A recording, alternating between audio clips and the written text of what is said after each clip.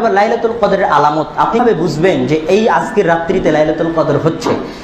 এই আলামতগুলো সহিহ সূত্রে যে কয়েকটা আলামত কোরআন এবং হাদিসে পাওয়া যায় সেগুলো এবার আমি আপনাদের সামনে পেশ করব। প্রথম আলামত হচ্ছে লাইলাতুন তালকাতুন সামহা, লাইলাতুল কদরের রাত্রি হবে নির্মল স্বচ্ছ। দ্বিতীয় বৈশিষ্ট্য হচ্ছে লা হারাতা ওয়ালা বারিদাতা, লাইলাতুল কদরের রাত্রিতে গরম অত্যাধিক হবে না, ঠান্ডা অত্যাধিক হবে না। এই দুটো সহিহ সূত্রে প্রমাণ পাওয়া যায়, জামে সাগীর 9606 নম্বর হাদিস। আর আরেকটা হচ্ছে যে লাইলাতুল কদরের পরের দিন যে সূর্য উঠবে, লা শুআআ লাহা, ওই সূর্যের কোনো তেজ থাকবে না, তেজবিহীন রশ্মিবিহীন একটা নরম সরম সূর্য মনে হবে, সেরকম তেজ নাই সূর্যের। এটা হচ্ছে তিরমিজি শরীফের 798 নম্বর হাদিস।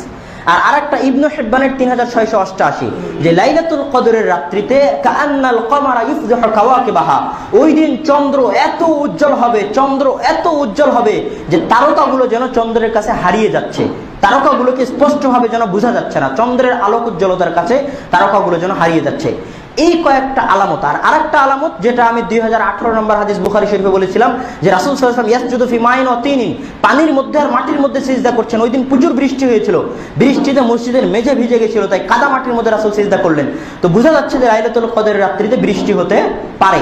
এই পাঁচটা আলামত সহিহ সূত্র দ্বারা প্রমাণিত, যে এই পাঁচটি আলামত। এক নম্বর হচ্ছে লাইলাতুল কদরের রাত্রি হবে নির্মল স্বচ্ছ, অত্যাধিক গরম নয়, অত্যাধিক ঠান্ডা নয়। 3 নম্বর হচ্ছে পরের দিনে সূর্যের কোনো তেজ থাকবে না।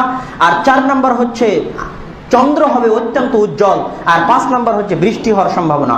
এছাড়া সমাজে আর যেগুলো প্রচলিত আছে, যে লাইলাতুল কদরের রাত্রিতে গাছ এবং জমিন সবকিছুকে সিজদা করতে দেখা যায়, আরো ইত্যাদি ইত্যাদি, এগুলোর কোনো ভিত্তি নাই। সহিহ সূত্র অনুযায়ী এই 5টা আলামত আমি আপনাদের সামনে পেশ করলাম।